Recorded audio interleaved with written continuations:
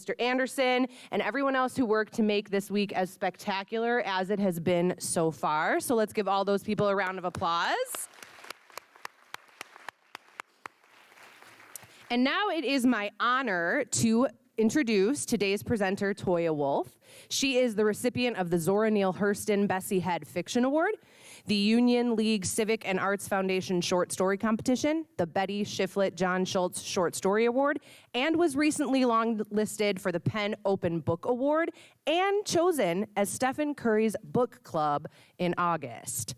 So, Toya grew up in the Robert Taylor homes in Chicago's South Side, which is the setting for her debut novel, Last Summer on State Street, which will be for sale at the end of the period, $28 cash or card. You have been a wonderful audience so far this week, so let's keep it up. Please turn off your cell phones and join me in welcoming Toya Wolf to the stage.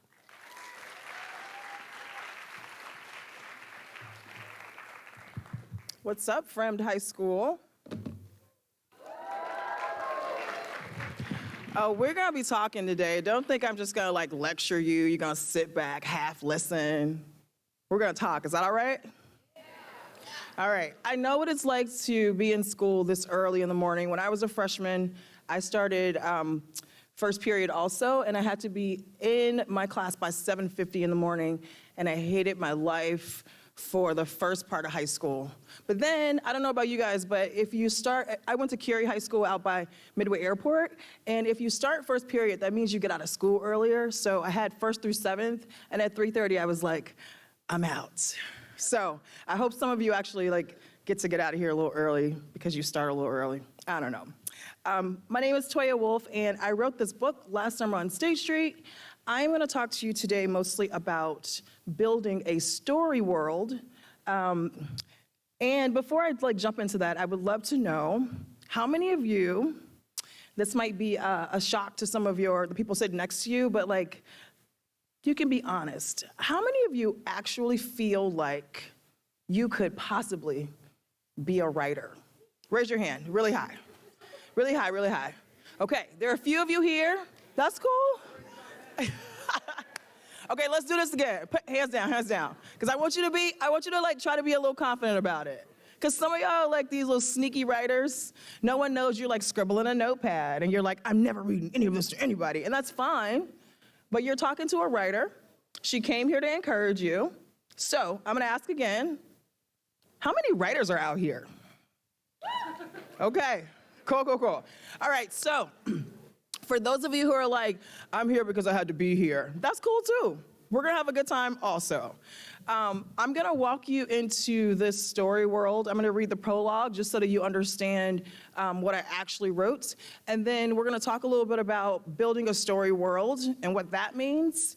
And then I think I'm gonna take some questions. Is that part of we'll find out if that's true or not. Okay, so this is from Last Summer on State Street.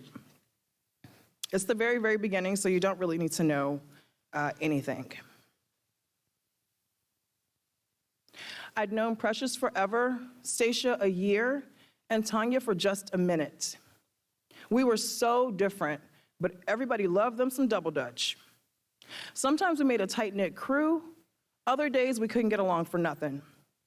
Our friendship started with, "What's your name?" The answer carried with it looks I can still see clearly.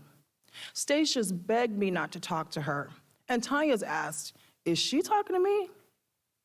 We got past those facial expressions and gave our names that sound like heartbeats: Fifi, Precious, Stacia, Tanya. It's kind of a miracle that we formed those bonds because our mothers couldn't stand each other. To this day, I wonder how me and Precious were cool for so long, and Stacia, everybody had something negative to say about the Buchanan family. I knew there'd be backlash for bringing Tanya around, but I couldn't know at 12 how bad things would get. That summer, one by one, they dropped out of sight as if we were playing a game of all in together. When you play all, you get 2 people to turn the rope, and then a ton of kids. It could be 8 of us, we'd all jump in. The people turning sing all, and repeat the word until there's no more room in the rope. Precious and I began that song before we could even walk. Stacia jumped in when we started 6th grade, and Tanya appeared months later in the middle of June. The song went on, and we jumped, screaming the lyrics, attempting to overpower the sounds of construction vehicles as they dismantled our Southside neighborhood in the Robert Taylor homes. All in together, any kind of weather, I see teachers looking out the window, ding, dong, the fire bell, January, February, March, April, May, June, July. When we played the game, people left the rope one at a time, reliably, when they heard their birthday month. But in real life, their departures were sudden. I just lost my place.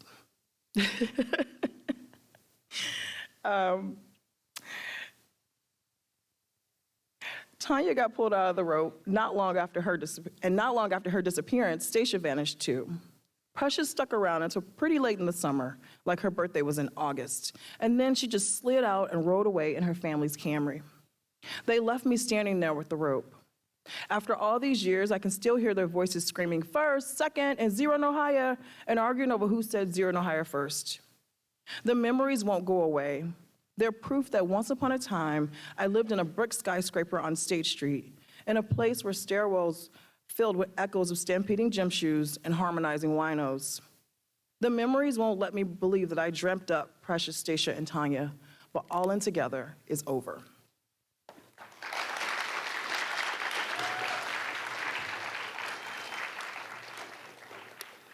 So that's the very, very, very, very beginning of this book.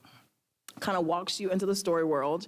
And we will talk along the way about what the Robert Taylor homes, like what they were, what it was like growing up there, and why in the world I returned there to put it in this book, all right? So, when I say world, like building a world, who knows where that term sort of, like where it originates? If you're comfortable yelling at me, tell me. Story world, way in the back, nice and loud.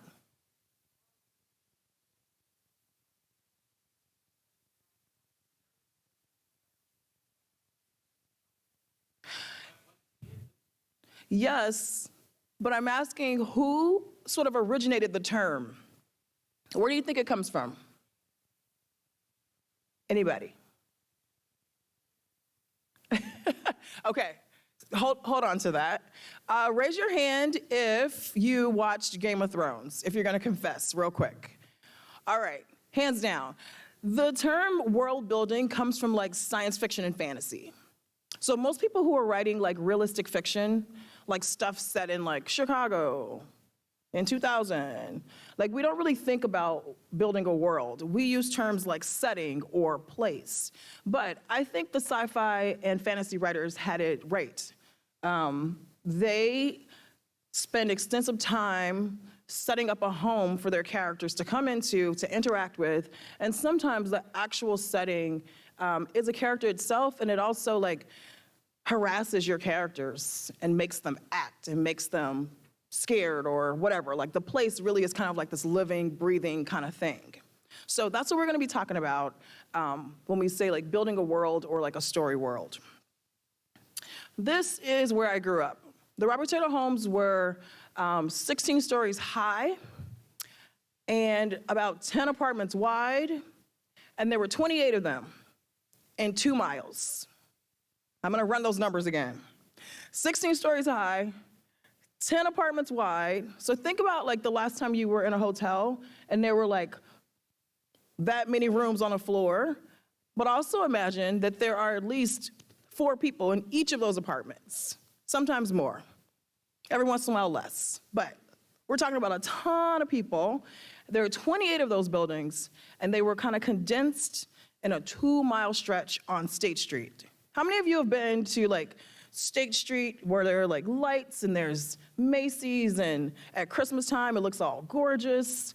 That's the same State Street we're talking about. But if you go in one direction, at the very end of State Street, who knows what's down there? It's the biggest tourist attraction in the city. What's at one end of State Street? Navy Pier. No one's ever been to Navy Pier here. So Navy Pier is on one end of State Street, but if you keep going in the other direction, you leave downtown, you pass through the South Loop, and then you're on the South Side. And right now, these buildings are gone, so people don't even talk about like that area of the South Side or have a reason to sort of go there, but that's where these buildings were. And I grew up here, and when I started writing fiction, I started writing about these girls, and they were back in these buildings where I grew up. And I didn't like that at all, because I left that neighborhood. It was terrible, and there are memories and all that, and like, I didn't want to write about it. But it became obvious that like this is where these girls wanted to like live out their story. Those of you who are writers, you know that your characters sometimes take over and tell you what they're going to do. And if you're smart, you let them, because they know what's best. So I went back into my childhood neighborhood to let these girls live out their stories in this story world. I had the challenge of figuring out what time period I wanted to write about, because these buildings were built they finished construction in like 1961. So you had the 60s, the 70s, the 80s, the 90s, the early 2000s. I could have picked any year to set this story, but I chose 1999 for kind of a silly reason. I remembered who was on the radio in 1999, and it was mostly Missy Elliott. And it just kind of set a tone. It was like, okay, I could hear the heartbeat. I could hear all that bass. You know, a lot of hip hop songs is just 85% bass, and we don't really care what else is happening. But I could hear like who was on the radio, and then also like what the fashion looked like, how people talked. And so I decided to choose this neighborhood in 1999, and I had to recreate what I remembered, because also these buildings were demolished. So, you know, sometimes you can go back to a place, you go back to the scene of the crime, and you can kind of like jot down stuff or take pictures and jog your memory. I had like none of that at my disposal. And so I had to find language for this neighborhood that didn't exist anymore. And it was kind of fun though, because there were spaces that didn't have names. You just kind of knew where they were. You knew what happened there. And so you may be writing about a place that's real. Take the liberty to make stuff up. Take the liberty to look through photographs, to talk to your family members and ask them like, hey, what do you remember about this space? And then go ahead and use that stuff. But then also, as a creative writer, you can also kind of do whatever you want. So if you look on the left side, you see this sort of weird semicircle looking shape. And that's sort of how the buildings were concentrated. There were 3 of them in a cluster, and there was a space in the middle that made sort of the playground. But kids didn't play there. That's where like gangs hung out. People went to go do all kinds of other shady things. But all of these buildings are sort of looking in on this space in the middle. So if you read my book, you'll hear a lot about the playground, and this will give you some idea of kind of what things look like. So we talked about the early associations that like world building comes from science fiction and fantasy, and I'm going to give you a few sort of like tips to think about if you are serious about making your setting like really rich and awesome. We don't use that word anymore. Really rich and whatever the word is that awesome used to take the place of. So we've got these 6 little blocks here. I'll go through all of them. We'll go across the top, and then we'll go across the bottom. So a story world has rules. And the way I think about this is rules are the things that keep you alive. If we're talking about science fiction and fantasy, a show like Game of Thrones, if you left the wall, you had to die. It was a rule of that world. If you didn't bow down to whoever was in power, if the Lannisters were in power, and you didn't bend the knee to them, or you didn't behave well, then you wouldn't live long. In my book, the rules are sort of like, if you hear gunshots, you fall on the ground. That keeps you alive. Or you understand who's in power and you respect them. The next thing on here is time. You could be writing a book about time travel or a story about time travel, but also if you're just writing a regular story about anything, you kind of need to know the time period that the story takes place. Is this a moment that you're writing about? Like someone walks into a coffee shop, the whole story takes place over the next 10 minutes. Or the story spans 10 years. Or the book spans 3 generations. Like, really think about how time is used in your work and really lean into it. I wrote a book that mostly takes place over one summer. So in most of the book, it's very hot. People are irritated. They're wearing summer clothes. They're outside on the sidewalk. That's what happens in summertime in Chicago. But if things were taking place in winter, people would be walking a little bit faster. They might be a lot grumpier. But you just kind of want to think about how time is affecting your story. Who are the people in power in your story? In Last Summer on State Street, the gangbangers are the people. They're in power until the police come around, and the police are in power. And it's important to note who's in power in your writing, because you can use it as a creative tool. When the people in power are around, how do the other characters react? Are they scared? Do they pump up their chest and sort of, buck against whoever's in power? But you kind of need to know who they are and let them come around so that you can actually have some interesting story. The next thing in this little grid would be the beings in your story, and especially if you're writing an alternate universe, you may have some characters who aren't quite human, which is very cool. But you may have some characters who aren't quite human. They may be some weird, dragon or a blob of goo. True story, I was teaching a workshop and someone said, yeah, I've just got this time-traveling gob of glue. It just like kind of disappears and reappears, and I was like, you definitely have some beings that are not human in your story. So if you have those, like really write them and explain them, because if you're gonna write characters who are not human, we're gonna need to know what their powers are, what they look like, what they smell like, who they like to, hang out with. So who are the beings in your story? What are the objects that are important in your story? Sometimes, depending on the story, the objects can be weapons.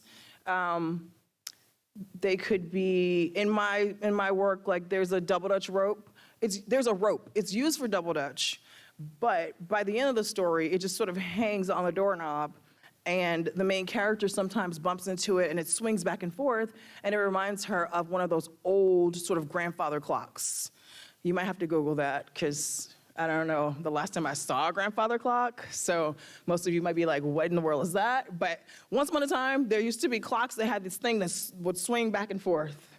And so this rope, it was once used as like a game and like a joyful thing, and then later it sort of haunts her. It reminds her that like you used to have these friends and you guys used to do these things. And so what are the objects that are important in your work? And then finally, science fiction and fantasy, place is everything. Typically, I don't know how many Star Wars fans there are right now, right? It's so silly, but I was watching, I'm trying to like rewatch all the Star Wars movies from like the very first one. Like, you're serious about this when you watch the one from 1977, okay? Because it's another thing to just like slide into the 2000s, but if you're gonna like really get back to Star Wars, you gotta go like back to Star Wars. But I had this like really silly epiphany, like, oh, this movie's called Star Wars because there are wars that happen in space. Got it, right? But look how important place is in Star Wars. Like, you have to be like up in space where the rules are different. The vehicles they're flying, they don't look like anything you can go by, not yet.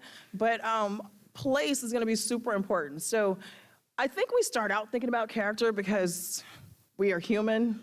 I think most of us are human, but we're human, so we think about characters first. But even after you have the character, you have your main character, you really need to spend some time on where they're gonna like hang out, and these places that they're gonna meet people, and things are gonna happen there. So I would love to do an exercise with you. If you are game, are you game? Yeah? All right. So if you have like a notepad in your, whatever you're carrying, take that out. If you would rather type into anything else, that's cool too. But go ahead and get ready. And just kind of take it out and then take your hands off of it. And I will know that you're back with me when I can see your eyes. I'm seeing tops of heads right now. But go ahead and get situated and then come back to me. I'll also know you're back when it's quiet. So we're gonna do a little exercise. I hope this doesn't put some of you to sleep. It's tough right now. If I blink slowly, I might not come back to you guys. So I get it. All right, you ready? Are we ready? Okay. In your mind, people are still moving. I want you to be still. Be still and take a deep breath. Just let's relax for a second. In your mind, I want you to go to a place. Go to a place. It could be an indoor place or an outdoor place. It could be a place that is real or you're making it up. It could be a place so small you have to crawl into, squeeze in there, or it could be the size of 5 football fields. But go to a place. And when you have a place in your mind, just kind of nod your head for me.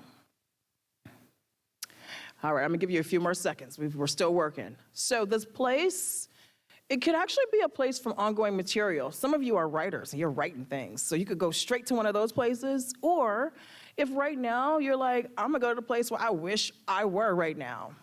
I really wish I could just hop on a plane and be in that place. But go to a place and go ahead and give me a little nod if you've got a place in your mind. Okay, so in this place, there are at least 2 people or 2 beings or a combination of people and beings doing something. They're interacting somehow. Go ahead and see them from head to toe. How are they moving their bodies, and what is their body language? What does it tell you about the kind of conversation they're having? Is this a hostile conversation? Is it friendly? Is it awkward?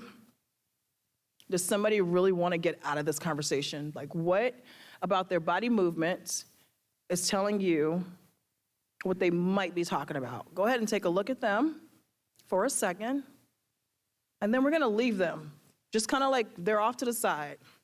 And I want you to look around this place for an object. And an object could be something so small that you could hold it in your hand, stick it in your pocket. Or an object could be so big that it takes a team of people to lift it.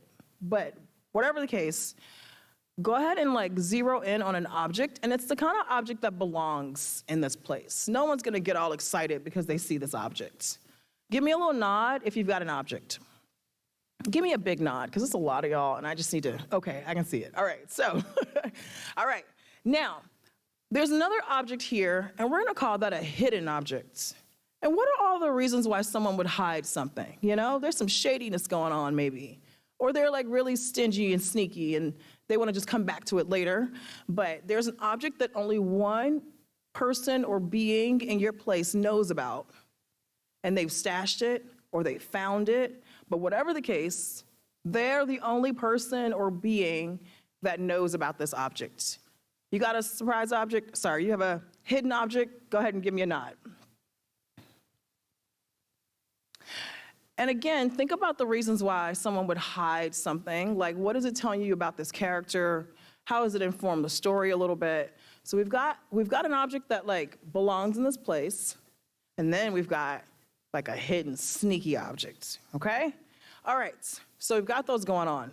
Now, go ahead and take a deep breath in. Go ahead and inhale. What does it smell like in this place? What's the scent that it just always smells this way? It doesn't have to be negative, but it could be. It could be a stinky smell. Or it could just be it just is what it is. Or it could be lovely. But what is the overwhelming scent that everyone can smell? And maybe sometimes people ignore it. Give me a little nod if there's a scent there. You can smell something. All right, you still with me?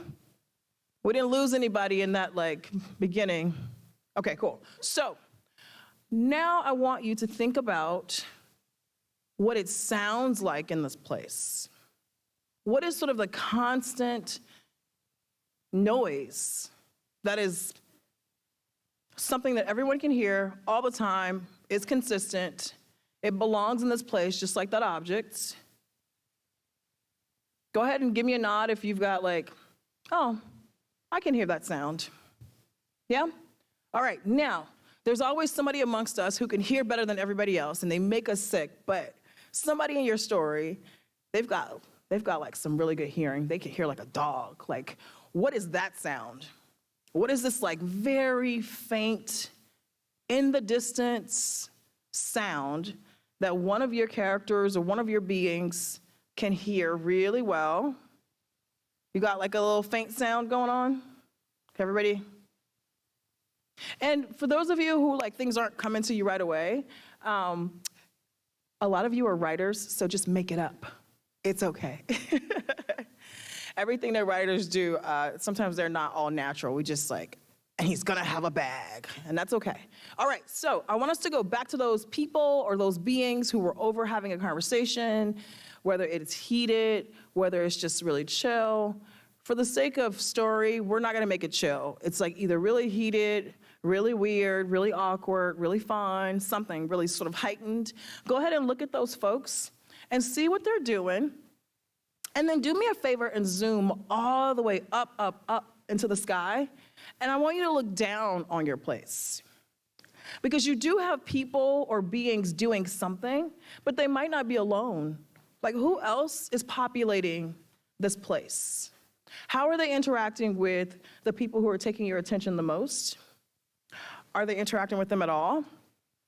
What does it look like from up there? You get to look down. You've got these like superpowers now. You can see from 30,000 feet up in the sky. What does it look like? See them moving around, see them interacting, see this place in its full action, right? And then slowly, slowly, slowly, let's go back down, down, down, and you've landed, feet on the ground. And I'm gonna give you about a minute and a half to write down what's happening in this place and where we are. And I want you to go straight to the moment of action. So no setup. You got those people, those beings, they're doing something. Go straight to the moment that you would try to build to. What are they saying to each other? And what is actually happening, okay? So I'm setting a tiny timer here. And I want you to just write for a second. Keep your fingers moving. Keep that pen, that pencil moving. And go. And if you are not writing, do not harass the person next to you. You can just listen to them scribble. But I encourage you to try to write something down. This could be a jump start on your homework assignment, because somebody's gonna ask you to write something.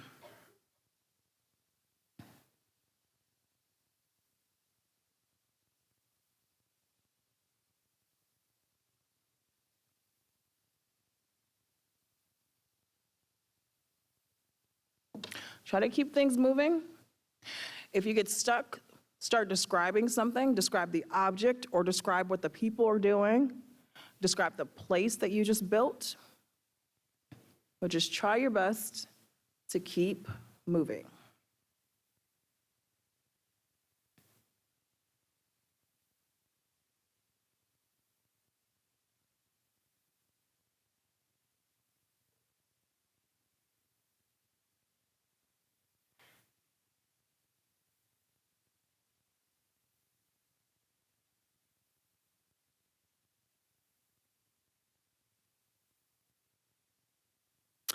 All right, and start looking for a natural place to stop. So that might be finish your thought or finish your sentence. And I'll know that you're back with me when I can see your eyes again.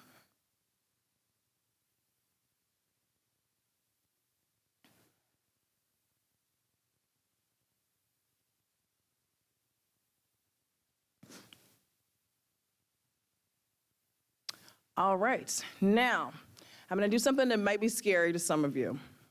I'm gonna ask for 2 or 3 volunteers to come and read what you wrote and introduce us to your place. Anybody who's freaking out right now, this is probably not for you. Like, that's probably a lot, and that's okay. But someone is maybe thinking they will come up here hold on, hear me out. And all I'm asking you to do is read what you just wrote. All right?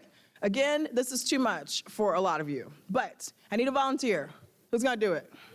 Yeah, come on up. Let's give her a hand. Woo!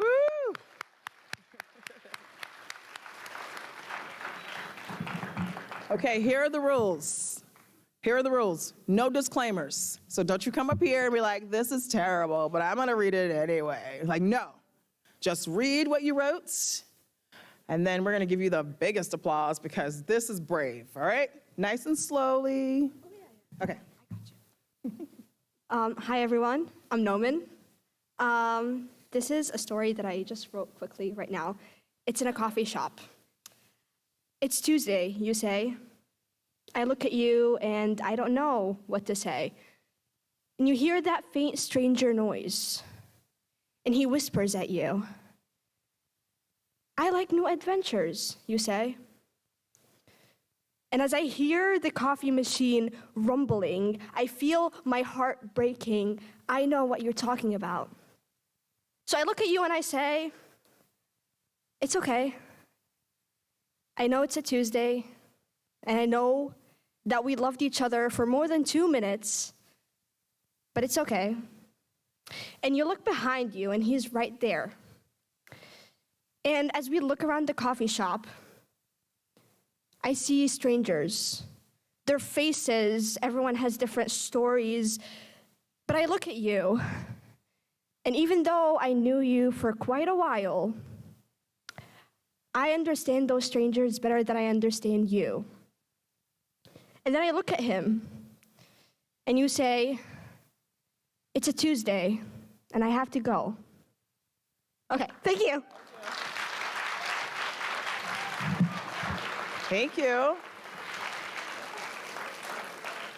All right. So I asked you to go to a place. I said it could be real or imaginary. It could be small. It could be big. It could be all these things. And we ended up in a coffee shop with a conversation. All right. Someone else. Again, the rules are no disclaimers. Who are you pointing at? Who's being volunteered? Over here? Let's go. All right, so again, no disclaimers, and just read what you wrote on the paper, okay? Let's give them a hand.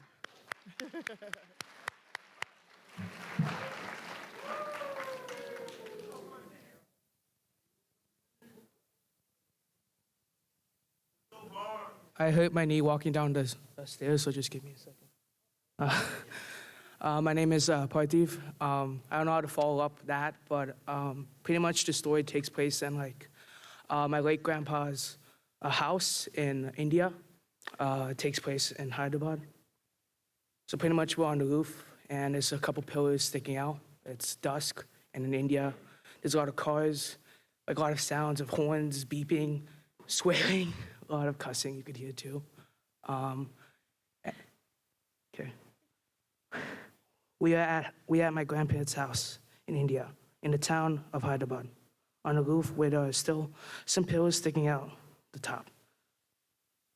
Sound of horns, cars fill the air, people are talking, and it's dusk. I didn't think I had to write that much, so.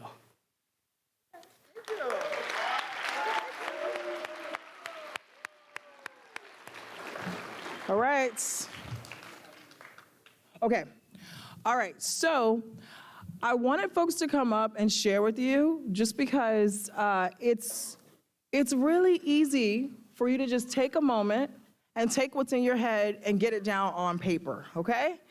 And those of you who, if you struggle with writing or if you're just like, I hate writing, okay, a very easy tip is to just write what you can see.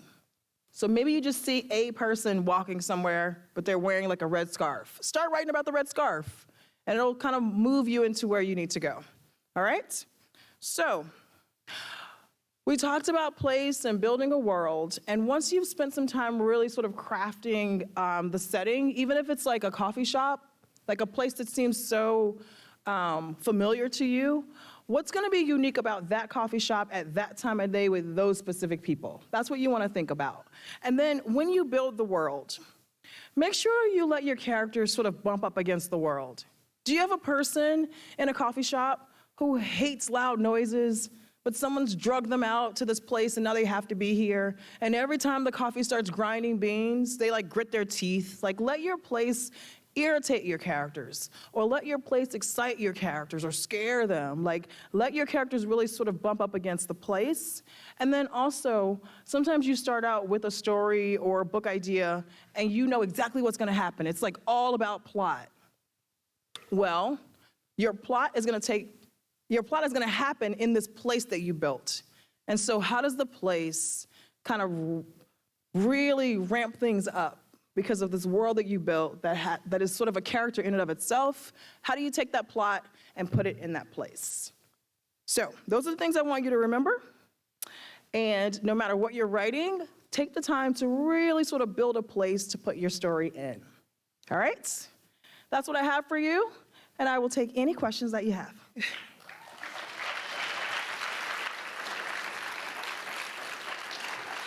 All right, go for it.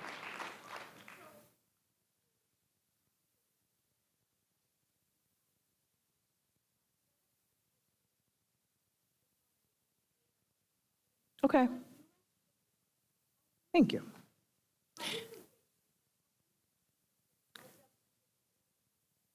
So the question is, how do you captivate the reader with your writing? Another way to ask that question is, how do you not bore your writers so that they close your book and go watch something on TV? And I think for me, the answer is, I try to say things in an interesting way. And I try to write about things, even if I'm gonna write about something that's like really regular, I try to make it, I try to write it in a way that you've never heard before, okay? So it's your job to make it interesting, and you make it interesting by making it unique to you. Yeah. Another question. This side of the room, I just wanna make sure that like I don't ignore you. Are there any questions from over here at all? I'll come back. Other question, way in the back, unless you're stretching. Okay. One more time. How many books have I written? This is my first book, but fun fact, it took me like 15 years to actually finish it.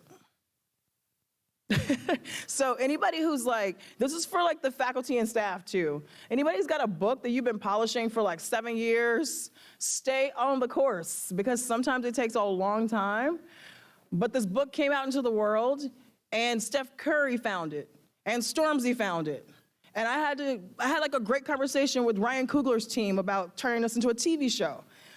But it took 15 years for me to really figure out what the story wanted to be and to polish it so that it was tight and like people would actually read it and not fall asleep. Yeah. Yes. The question is, what's my favorite part about the world that I built here? And I would actually say that it's sort of a way to preserve a part of Black history that has been erased, because my grandmother moved to Chicago in 1944, and these projects were in Bronzeville. You've heard of Bronzeville? Yeah, they were situated in Bronzeville, but now that they're gone, it's just like wide open fields. And if you move to Chicago from somewhere else, or if you were born much later, you have no idea that this neighborhood once existed. And so what's so cool about laying down this story world is that I'm preserving history, and I will never be able to forget where I grew up, because I can just go back to something that I wrote. Because it's a fictional story, but I literally took my neighborhood, my aunt's house in Roseland, I like wrote it all into this book. And so it's sort of serving as a history book also. Yeah. Other questions? Yeah. How was my experience? I think it would take the rest of this day, part of next week, maybe the rest of the month, for me to answer that question. But I will say that it was like a mixed bag of things, because you had like this whole community, this village, your friends growing up, people's grandmas who cook for you, like all those wonderful things that you get in like a neighborhood. But then there were also gangs and gunshots and a police presence and police violence. It was just such a mixed bag of things. But I was also growing up in Chicago. Like, I am from Chicago, Chicago. And 10 minutes away from my house was like downtown and Grant Park and, you know, all of those really cool things. So I think it's really complicated.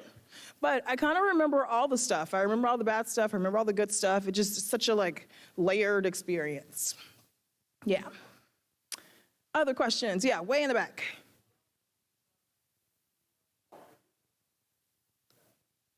Yeah, so I've been writing since I was about 10 years old. And the first stories that I wrote, I was in college and they were terrible. And I just like, but I wrote because I enjoyed writing, and so it got better and better and better. And then when I got to college, I realized that my best grades were in English. My advisor was like, the only A's you have are English. Like, why aren't you an English major? And I said, well, tell me more about this English major. And then that's when I really started like looking at writing as a profession, because honestly, sometimes the things that you do without even thinking that come naturally and like you're kind of good at it, you should maybe lean into that and figure out if you can do it for a living. Yeah. Yeah. Thank you guys.